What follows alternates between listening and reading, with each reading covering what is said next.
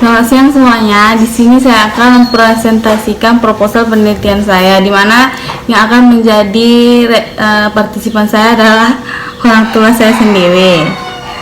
Halo, selamat siang. Oke, di sini judulnya yaitu hubungan obesitas dengan kejadian diabetes mellitus pada remaja di Rumah Sakit Elizabeth Medan.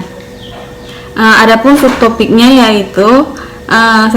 Latar belakang, 2. Kerangka teori dan kerangka konsep, 3. Jenis penelitian, 4. Populasi dan sampel, 5. Definisi operasional penelitian, 6. Instrumen penelitian, dan yang ketujuh pengolahan dan analisis data. Yang pertama, latar belakang. Latar belakangnya yaitu diabetes merupakan masalah kesehatan yang sangat penting di masyarakat. Diabetes mellitus merupakan penyakit keempat dari penyakit tidak menular di Indonesia. Yang kedua, diabetes mellitus dapat mempengaruhi tingkat perekonomian di bidang pelayanan kesehatan. Yang ketiga, dari data statistik Organisasi Kesehatan Dunia menunjukkan jumlah penderita diabetes mellitus mencapai 194 juta dan diperkirakan akan mencapai 333 juta di tahun 2025. Yang keempat, peningkatan prevalensi diabetes mellitus di beberapa negara berkembang diakibatkan angka kemakmuran di negara tersebut. Yang keenam, prevalensi DM pada usia 0 sampai 14 tahun diperkirakan 0,02%. Selebihnya bisa dibaca nanti slide. Yang keenam, obesitas adalah salah satu faktor resiko lingkungan yang sangat penting dalam patogenesis diabetes mellitus tipe 2. Selebihnya juga bisa baca nanti di slide. Oke, kita masuk ke kerangka teori. Di sini faktornya itu adalah genetik dan dibagi dua, yaitu obesitas dan diabetes. Dimana kalau obesitas terjadi karena adanya faktor makanan, faktor lingkungan, maupun faktor aktivitas fisik. Sedangkan yang kedua, diabetes itu terjadi karena adanya riwayat keluarga, faktor makanan, faktor aktivitas fisik. Cara pengukuran untuk obesitas menggunakan IMT. Untuk diabetes, melihat daftar riwayat penderita DM atau tidak, terus apakah dia obes atau tidak.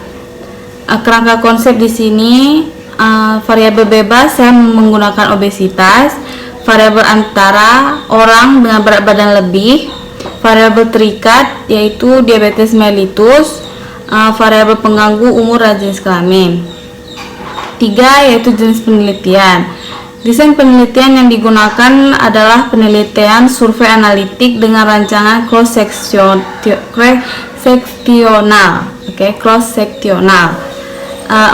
Populasi dan sampel yang saya gunakan yaitu populasi dalam penelitian ini adalah seluruh pasien yang berobat rawat jalan di rumah sakit, di mana rumah sakit itu adalah Rumah Sakit Elizabeth Medan, khususnya untuk remaja, untuk pasien remaja.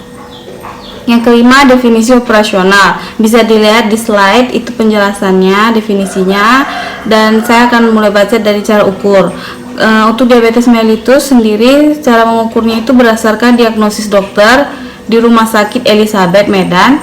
Alat ukur yang digunakan adalah rekam medik. Hasil ukurnya ya menderita DM, tidak menderita DM, menggunakan skala nominal. Untuk obesitas, cara ukurnya itu berdasarkan IMT dan ukuran lingkar pinggang.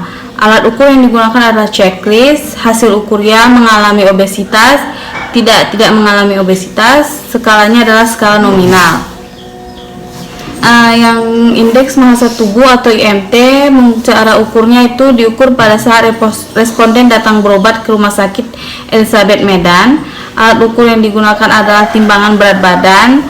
Hasil ukur adalah jika dia obesitas maka IMT-nya lebih besar dari angka 27, tidak obesitas maka IMT-nya kurang dari 27. Skala yang digunakan adalah skala nominal. Untuk yang ukuran lingkar pinggang, secara ukurnya diukur pada saat responden datang berobat ke rumah sakit. Alat ukurnya menggunakan pita meteran. Terus hasil ukur itu obesitas jika laki-laki melebihi dari 90, perempuan dikatakan obes jika melebihi dari angka 80. Sedangkan jika tidak, maka laki-laki tidak dikatakan obes jika kurang dari angka 90 dan perempuan kurang dari angka 80. Skala yang digunakan adalah skala nominal. Instrumen penelitian ini adalah menggunakan kuesioner. Yang ketujuh adalah pengolahan data dan analisis data. Di sini saya menggunakan ada 4 pengolahan data, yaitu editing, coding, entry, dan cleaning. Di mana di sini editing berguna sebagai kegiatan untuk melakukan pemeriksaan isi kuesioner, apakah jawaban responden sudah lengkap, jelas, dan relevan.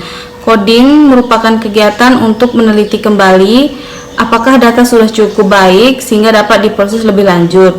Untuk entry, yaitu data-data yang telah di-coding atau editing selanjutnya dimasukkan ke dalam tabel yang telah tersedia. Cleaning itu merupakan pengecekan kembali data yang sudah di-entry apakah ada atau tidak kesalahan. Untuk analisis data sendiri, di sini ada analisis univariat dan bivariat. Analisis univariat itu dilakukan untuk menggambarkan distribusi frekuensi masing-masing variabel, baik variabel bebas maupun variabel terikat. Variabel bivariat digunakan untuk mencari hubungan antara variabel bebas yaitu obes dan variabel terikat yaitu diabetes. Analisis ini dilakukan dengan menggunakan uji chi-square. Selebihnya bisa dibaca di slide yang saya tampilkan.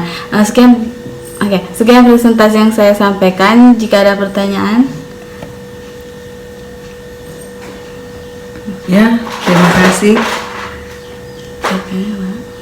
Ada yang saya tanyakan itu mengenai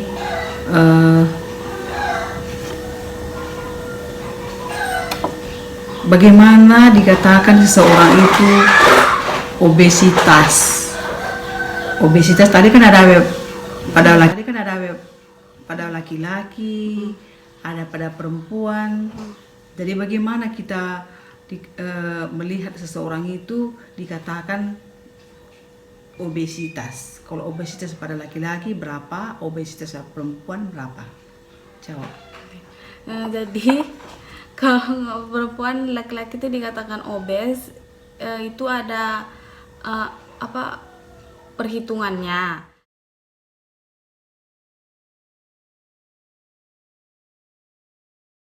Intinya laki-laki dan perempuan memiliki berat badan normal. Jika berat badan normal melebihi, maka bisa dikatakan obesitas. Jika ada seseorang berat badan normalnya 60 dan saat ditimbang ternyata berat badannya melebihi dari angka 60, maka itu bisa dikatakan obesitas.